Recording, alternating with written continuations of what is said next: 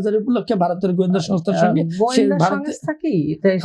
ভারতীয় গোয়েন্দা সংস্থার সঙ্গে গিয়ে ভারতে গিয়ে সাক্ষাৎ করেছিলেন। চীনা কমিউনিস্ট পার্টির সাথে আপনাদের সম্পর্ক কি? একই রকম সম্পর্ক, আমরা তাদের বন্ধুপ্রতিম দেশ মনে করি। যেমন করে তারা আমাদের প্রতিবেশী রাষ্ট্র, ভারত আমাদের প্রতিবেশী রাষ্ট্র, ভারতকেও আমরা আমাদের মনে করতে চাই। আধিপত্যের সেই রূপ ছাড়া অন্য রূপে যদি তারা আমাদের সাথে থাকে তাহলে অবশ্যই তারাও আমাদের বন্ধু রাষ্ট্র।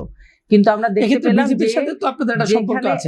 দেখতে পেলাম যে ফ্যাসিস্ট হাসিনা বাংলাদেশের 20,000 লোককে হত্যা করেছে, 40,000 লোককে পঙ্গু করেছে, তাকে তারা আশ্রয় দিয়ে রেখেছে।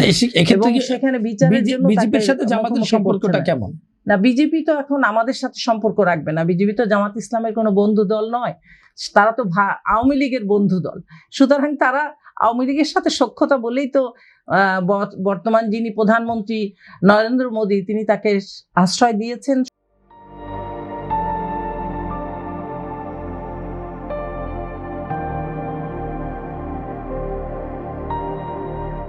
শুধু তাকেই নয়, আপু যেমন বলছিলেন যে বিদেশে জামাত ইসলামের বহু লোক আছে, বিদেশে আওয়ামী লীগের কত লোক আছে ছিল, যে কানাডার একটা পাড়াকেই বেগম পাড়া বলা হয়, যেখানে শুধুমাত্র আওয়ামী লীগের লোকরাই বাড়িঘর বানিয়ে থাকে।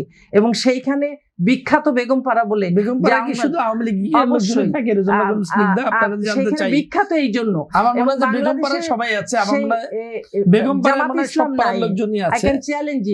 জামাত ইসলামের কেউ নাই, থাকলে বিএনপি আছে এবং আওয়ামী লীগ অবশ্যই আছে, জামাত ইসলামের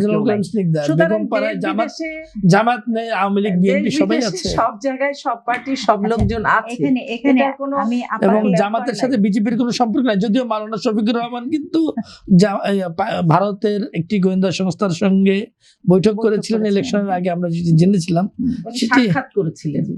উনি অসুস্থ ছিলেন, ওনার ওপেন হার্ট সার্জারি হয়েছিল। সকল দেশের রাষ্ট্রদূত বা প্রতিনিধিরা ভারতের গোয়েন্দা সংস্থার সঙ্গে ভারতীয় গোয়েন্দা সংস্থার সঙ্গে গিয়ে ভারতে গিয়ে সাক্ষাৎ করেছিলেন, ওপেন করেছেন এবং গণমাধ্যমের কাছে প্রকাশ করেছেন সেটি।